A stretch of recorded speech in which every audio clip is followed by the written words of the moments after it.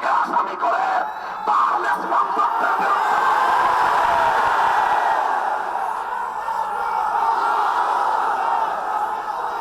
আমরা স্পষ্ট ভাষায় বলতে চাই, ভারতকে আমরা স্পষ্ট বার্তা দিতে চাই, বাংলাদেশ নীতি পরিবর্তন করো, তোমরা বাংলাদেশ নীতি পরিবর্তন করো, অন্যথায় বাংলার 20 কোটি মানুষ তোমাদের বিরুদ্ধে রাজপথে নামবে।